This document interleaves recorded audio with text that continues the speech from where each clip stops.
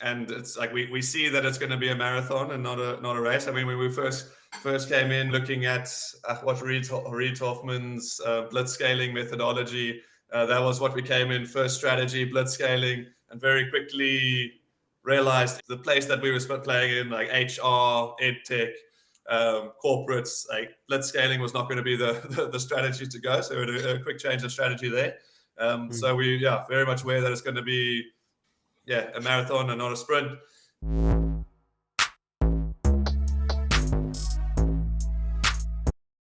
Welcome everybody to How Would You Build It? It's Bobby, and I've got my co-host Rainier. How are you doing today, Rainier? Yeah, good on you, Bobby. Good, man. You looking forward to the interest rate hikes coming this week? The rand seems to be Oh, sprinting there. aren't we all? I hope they're in for a surprise and don't eat us too hard. Yes, I'm a bit worried. I think it's going to be a bit high. And then to join us, we've got Dylan from Beeline. Dylan, thanks for joining. How are you doing? Yeah, great to be here, Bobby. Rainier, doing well. Thanks. Awesome. All right. Well, seeing as we've got Dylan, he's from Beeline, and maybe he can give us a quick rundown on what Beeline is. But we're talking the EdTech space, and we're going to be kind of looking at what EdTech looks like now in 2023. But maybe Dylan, just to kind of give us, what is your sort of elevator pitch for Beeline, so people can get a ground to what you're busy doing? Yeah, sure. So Beeline is an online knowledge platform, a way that organizations can distribute knowledge to their teams in an effective way. So this would be, and our goal from Beeline is to make sure that people know the right information when they need it. So that would either be information stored in people's minds, so they need to be able to pull it from memory. So we do that through the science of learning to make sure people can retain the information effectively. Or for that information that you don't need to remember, we can make sure that people can reference the material as quickly and easily and collaborated on that material to create a custom knowledge hub within your organization. So that's Okay. in short what we do at Beeline. Nice. Yeah. And you're the co-founder, right? So how long have you guys been going? Yeah, so we've been going for just over a year since it was an idea. So we're a young company, but platform's already in the market. Got a bunch of clients busy using the platform, training up their staff. So a lot of new features getting put on the day. We actually got a big release coming out tomorrow of 6 new features. So it's just really pumping out features at the moment. And Amazing.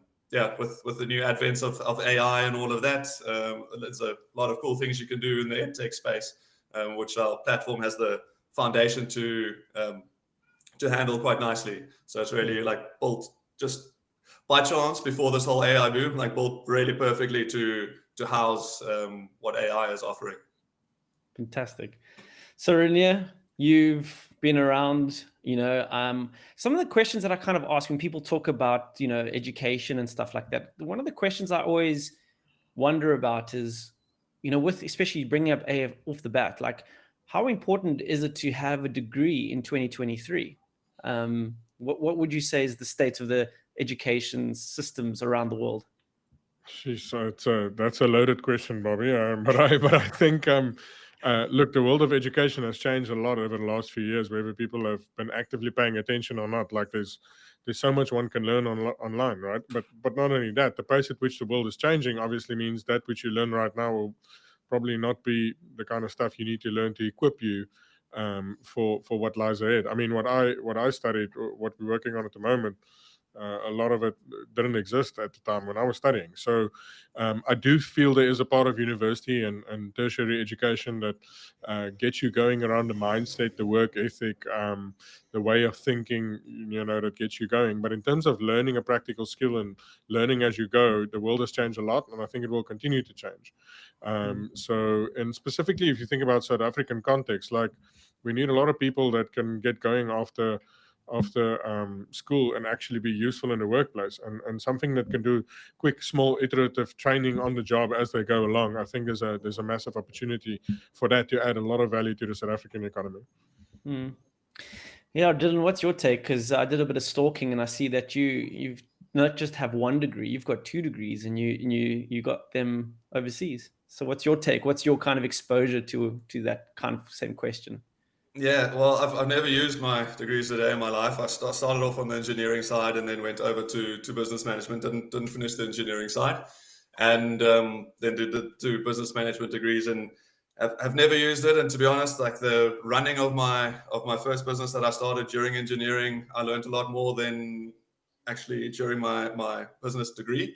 So I do see the merits of tertiary education, as Rainier was saying, with regards to like proving that you can also like commit to things and drive work and be a worthwhile person in the workspace. But that's to get your first bit of employment. Like after that, me personally, I think like actually being able to prove skills and abilities in the workplace is counted a lot more these days than just that piece of paper.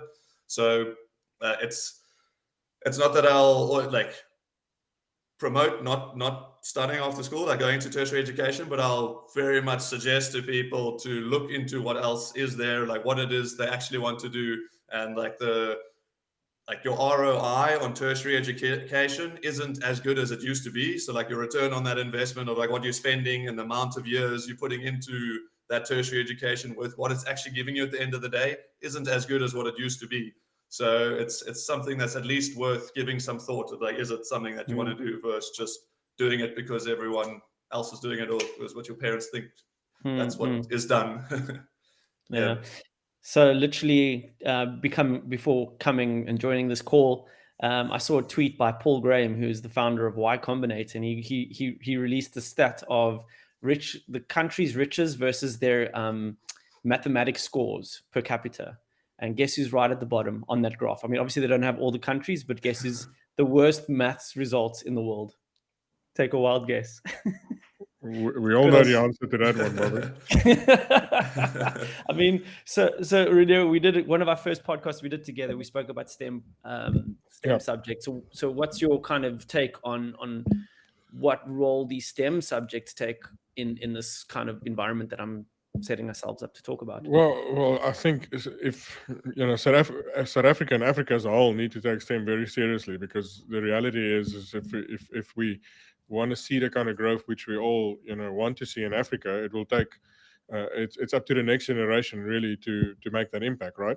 And I think one of the big problems that we have specifically in South Africa is not a generational outlook as to how we build these things. We look very short term to say, okay, how can we fix things now? And some of those things we could fix, but some of them would simply take a generation or two to get done. And I think something that's probably been the biggest sin that we as a country have committed since '94 is not actually sorting out education and making sure that STEM is actually heading in the right direction. If you look, we shared it the last time around, but just to recap, I mean, India, from population perspective, the same amount of people live in India roughly than in Africa. But in terms of software developers, there are estimated 7 million software developers in India, where there's about, I think, close to 700,000 in Africa. So, I mean, it's a 10 times difference in ratio. And you can just see it in the amount of billion-dollar companies, tech companies that get generated out of India, because 20, 30 years ago, they said, look, the only way we're going to build this country is that people develop a passion and love for science and technology, engineering and math. And they did. And a lot of Indian people, the families encourage the children to lean into those subjects, believing that will get their family out of poverty. And for a lot of people, it became true.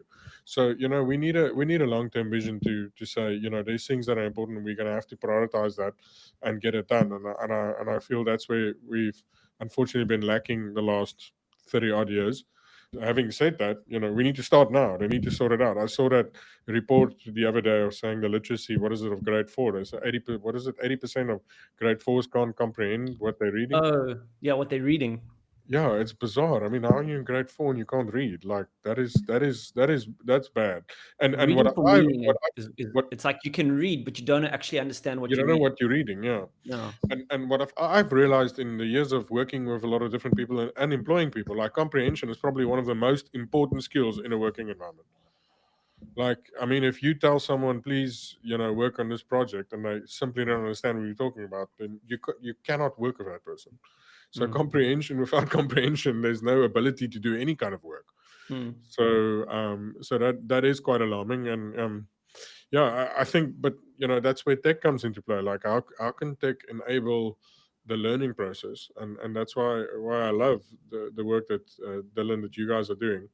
and believing it can have a massive impact, not only in the workplace, but potentially even, in our schooling environments. Mm. So Dylan, explain, where do you guys focus? Because education, like we just kind of touched on, can start from early stage foundation all the way through to, tertiary, as we say. And we can clearly see that our current system is failing the people. I mean, if you can't read with meaning in grade 4, if we have the worst mathematics results, where are you guys focusing? Where are you seeing the gap that is what you can start making a change in? Yeah, so I mean, when we initially came up with the idea of Beeline, our core drive was to create a difference in South Africa. And we believe that the biggest difference that we could make is through the education space. And that's drove it, like a long story short, we came to a knowledge sharing platform, but it was more on a peer-to-peer level as opposed to organizations training their teams. But we realized within a South African setting, training like peer-to-peer for a platform to actually drive revenue as well for a startup company, it wouldn't be financially viable. So we went for a change of approach, which we actually really liked as well for the drive that it could do in the country, because we believe that companies are putting a lot of time, effort, and spend investment into upskilling people, whereas and the entrepreneurs within the country have done a hell of a lot for the country, whereas like we don't have as much impact over what the government and the education system does per se. So this is just where we can have our impact, and we believe doing a top-down approach, like going in through organizations, we can also drive worthwhile revenue through organizations, B2B style servicing. But also that's where organizations really need to be upskilling the teams or the people for the workspace, and where our core focus is in the entry level workforce. So your like frontline workers and that, like making the learning as accessible as possible to anyone in the country, low data and very user friendly. And also, if you don't know how to learn that effectively, which actually most people don't, then it's got the science of learning backed into the tool to help you learn things more effectively. So that's more in there just for ourselves as well, because us as a team, we wanted a way to learn things more effectively. So bake that into the tool, so that everyone can learn what they need to learn as effectively as possible, and then work the way down. So we believe that all education is a drive to get employment at some point, especially in a country like South Africa. You're just working your way up to or getting educated to be able to be employed at some point of time.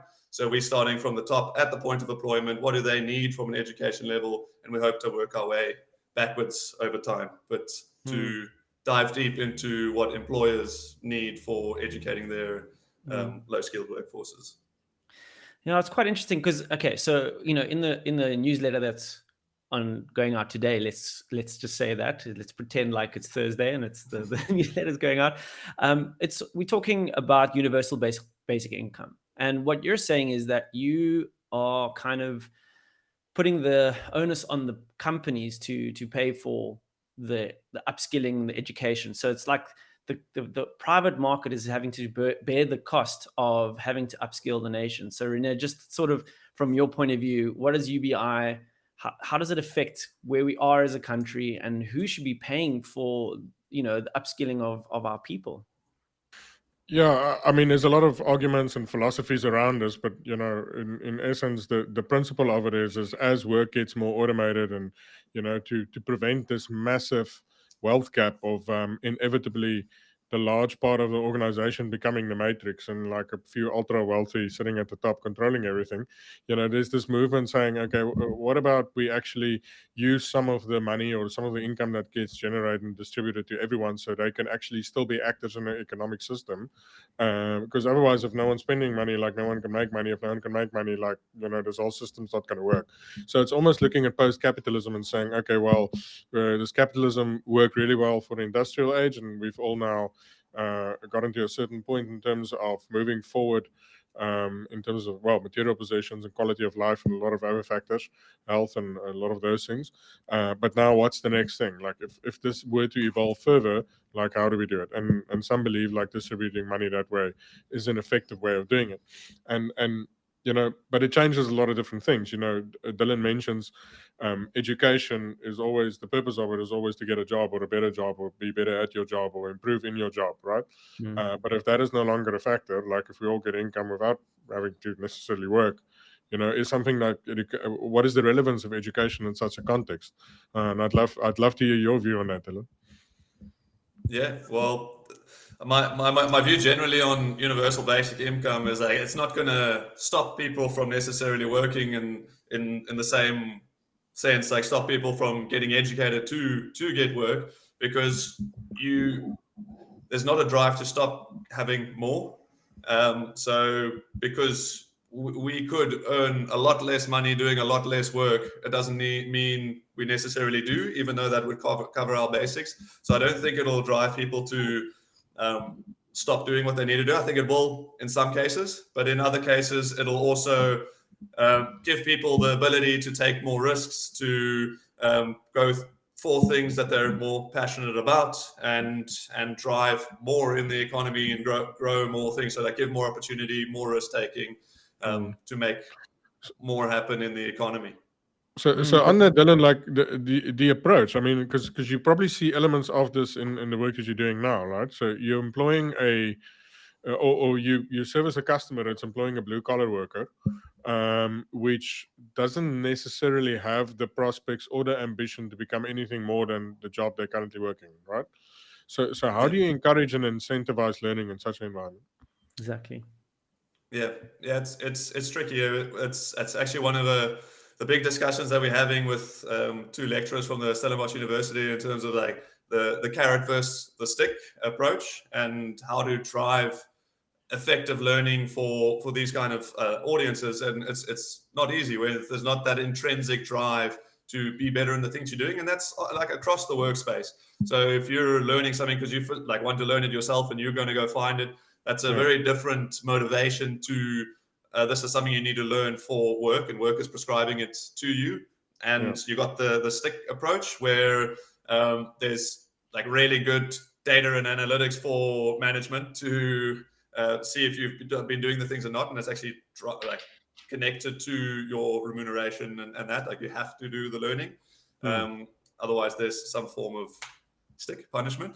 And then on the other side, we try to drive like internal incentives through competition with each other on the platform, so that drives more effective learning. We find like we're being able to interact with each other, and so that community-based learning, and actually knowing exactly what you need to do when, also like because people enter into the learning environment and like it's a challenge, and like that like it will always be challenging, but the challenge being part of like what you actually need to know and when.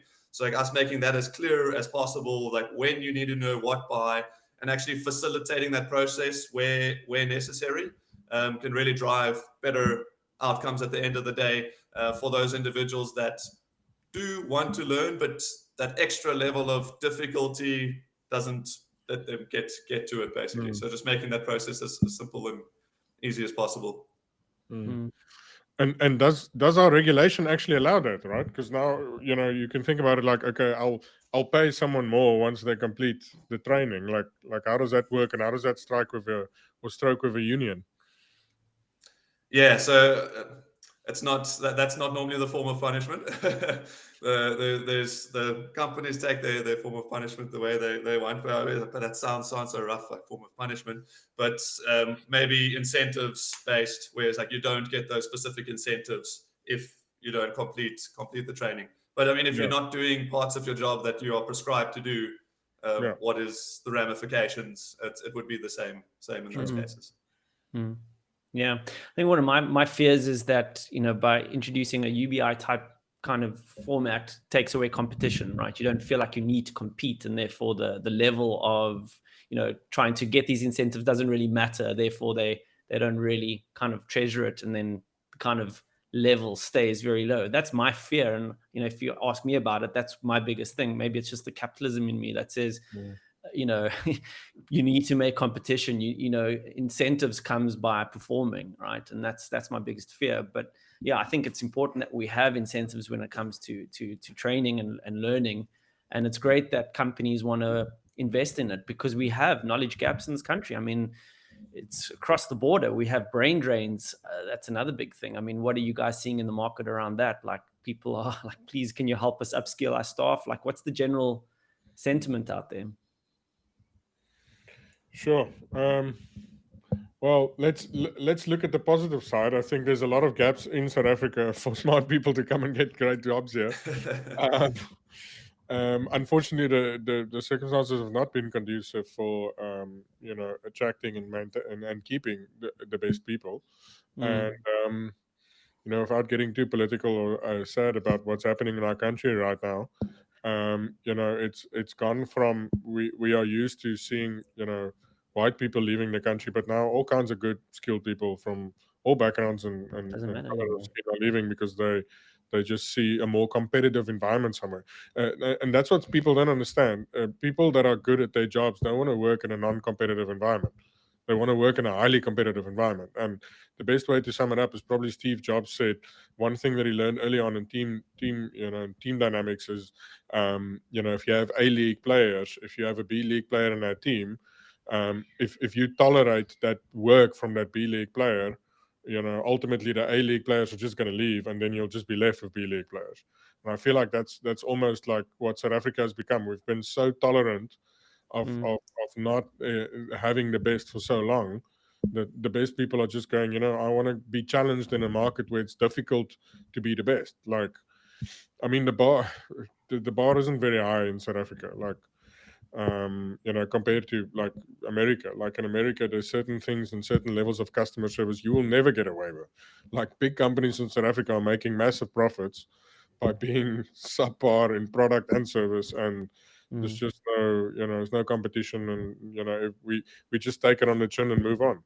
So I think, to your point, yeah, I think the brain drain is going on, but there's lots of opportunities. So those who stay around, like Dylan, building great startups, I think there's massive opportunity.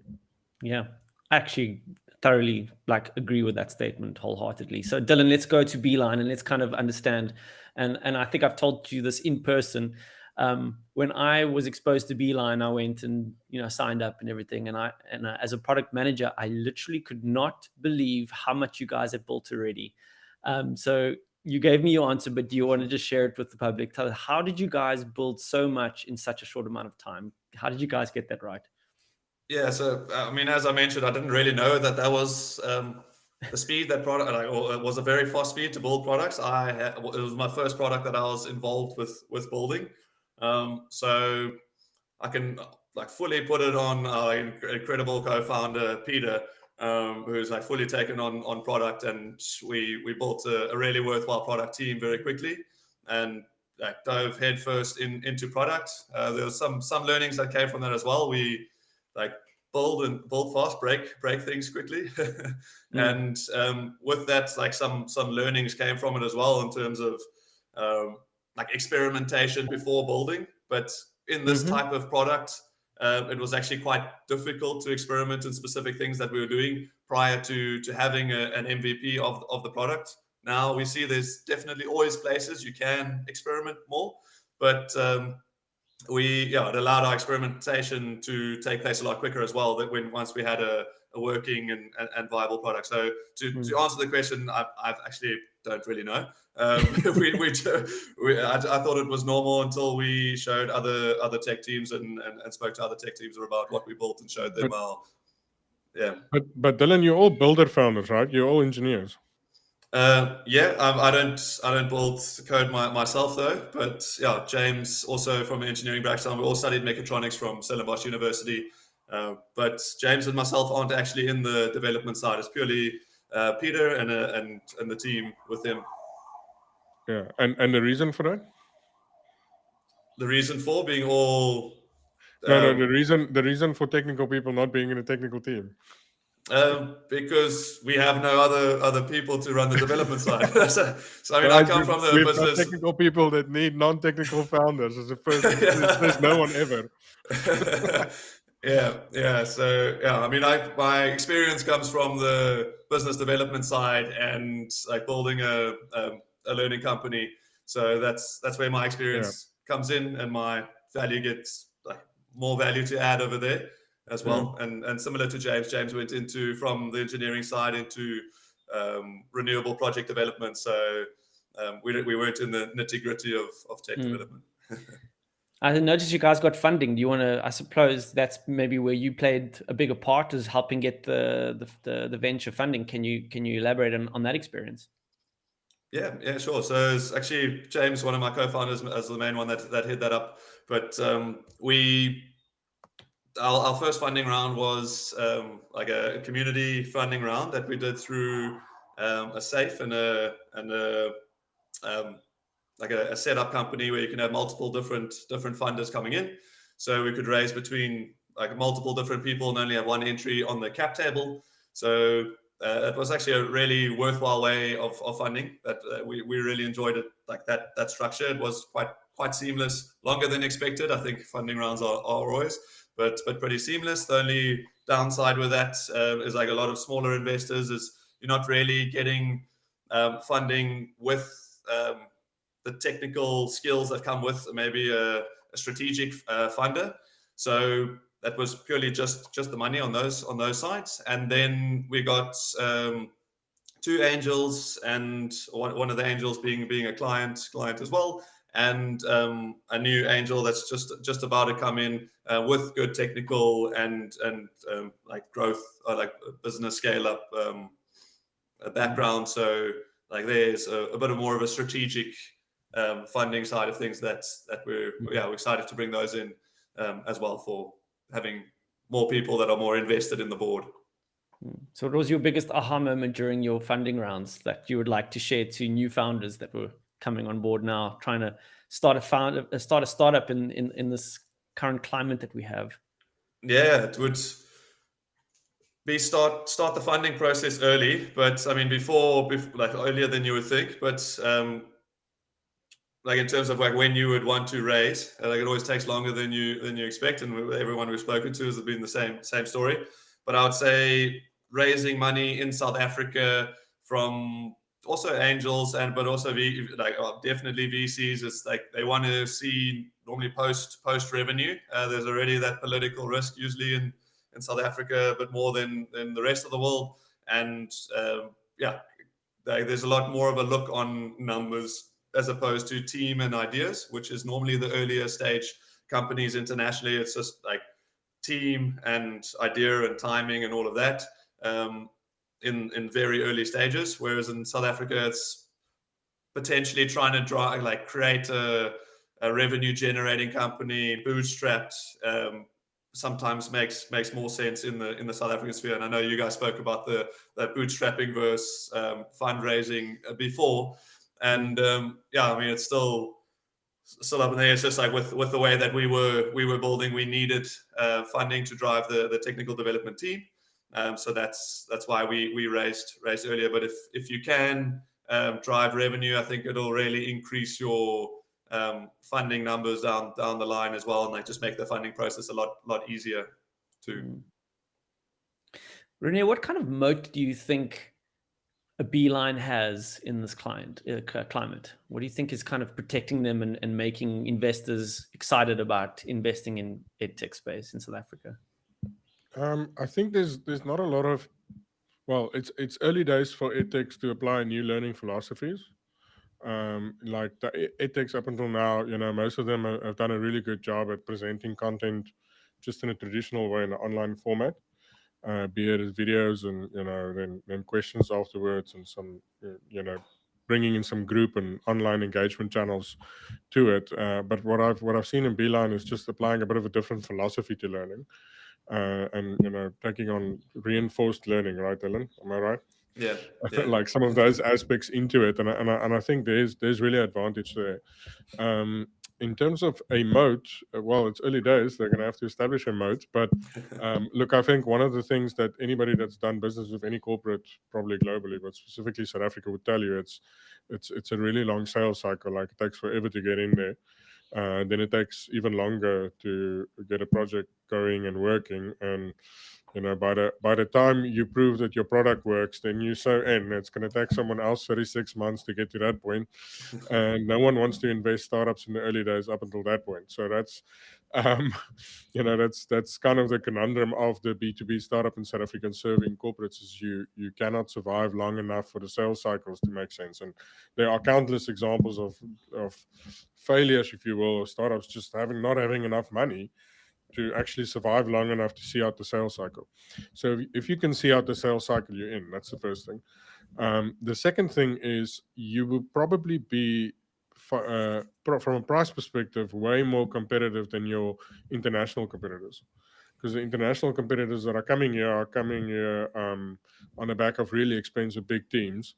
And if they were to pitch for corporate work, they not only are they up against the sales cycle, but they, from a price perspective, they're probably not going to be as competitive. And I think and the third thing probably is really understanding the local market.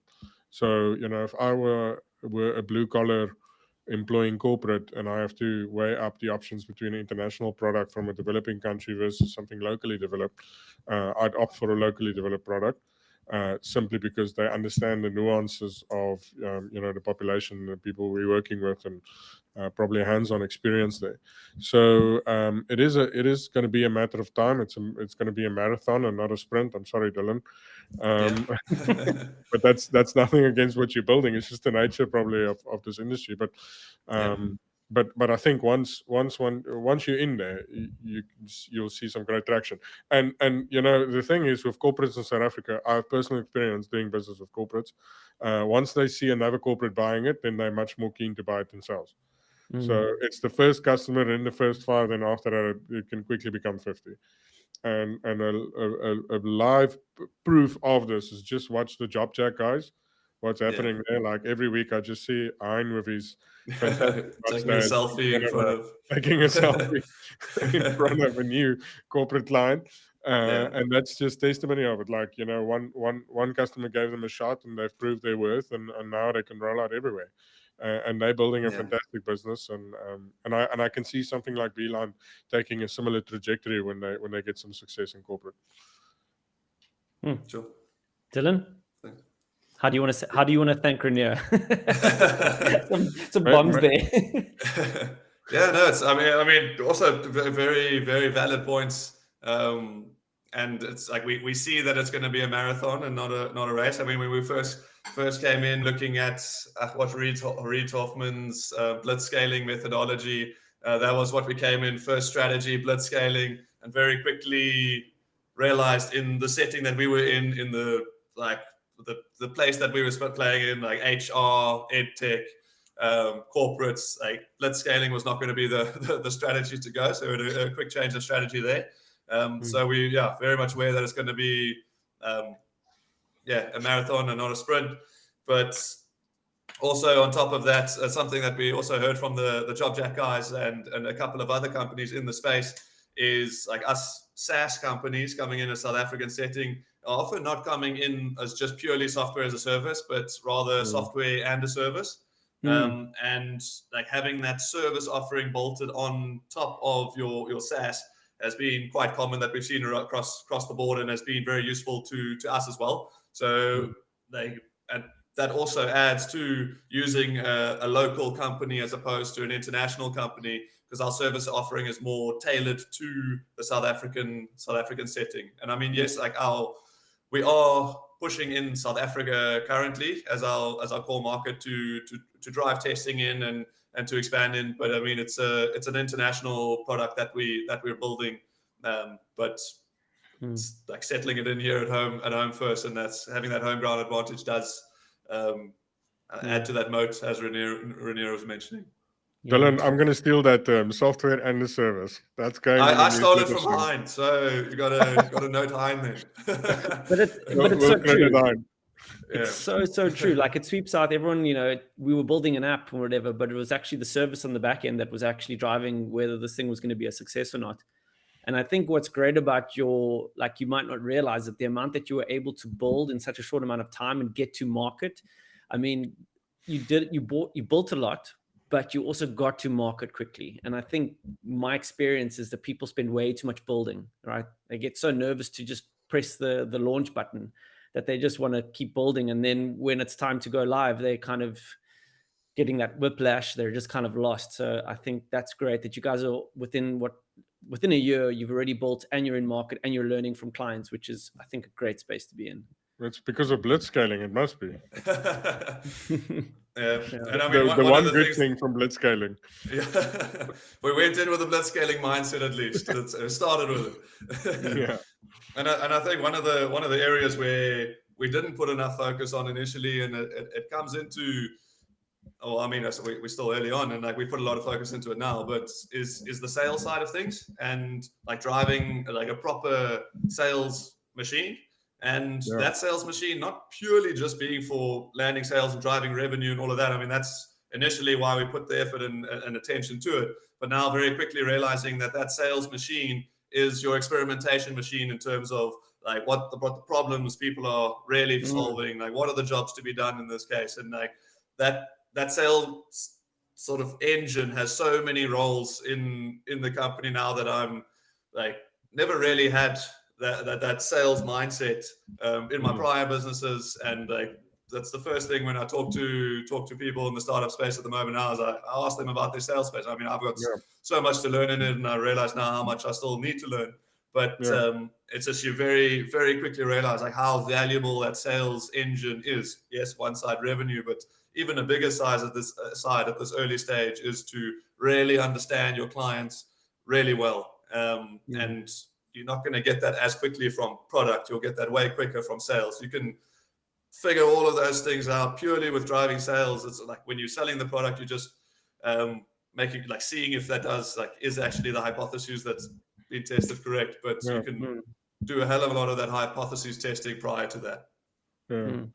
So Bobby, if we were to do a list of all a similar list to the one you started off with, like where we rank in math, but if you were to ask me to make a list of where South African startups rank with sales compared to America and all of the other countries, we'll probably end up in the same position. Like we are way too modest and way under focusing and spending on sales.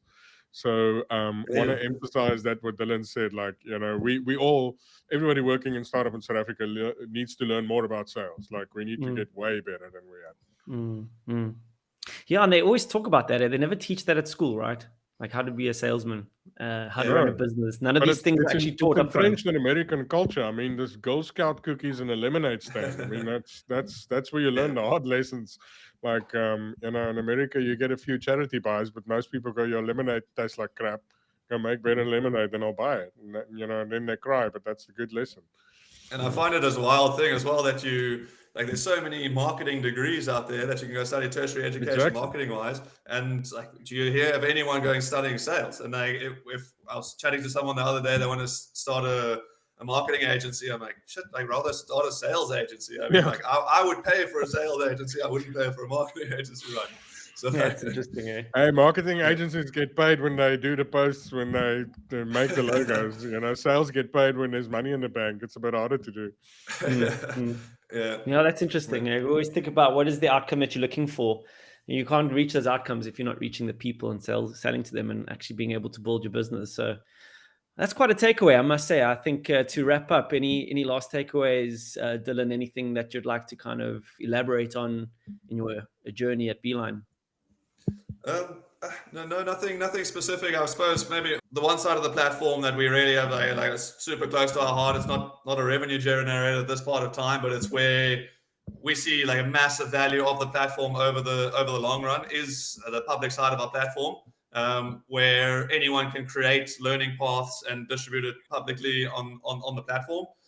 So if you want to learn anything more effectively yourself, so I take all my learning resources, I take my notes and all that in Beeline itself and store everything there, and it allows me to learn it better. But then also I just click one button, now it's public. Now anyone in the world can go learn that exact same thing. And I don't have to be an expert in that topic. I just need to be able to curate, like take the time and curate that information, which everyone's doing anyway. People are creating their own micro degrees these days. It's actually, I was at a talk with the founder of Go1. We were having a conversation with him around like the future of learning. So Go1 is one of South African founders, like of the first unicorn. They're worth 2.55 billion, and they also in the EdTech space. And like, what does the future of learning look like? And the first thing he said is like, who here has like studied an online course in the last couple of weeks, months? And like very few people put up their hand. And like, who here has learned through a YouTube video or a blog or anything in the last couple of days? And like almost everyone put their hand up. And the thing is, like, people are curating resources freely available online into a structure that works for them to learn something very specific. But now if you just put that into that learning path for yourself, but then you can make it public to anyone else in your company, which is where we're primarily using it, but also in the world. So we have some like matric subjects on the platform that people have created. And now there's like 500 matrics in each of the subjects that have the full year's breakdown of those programs.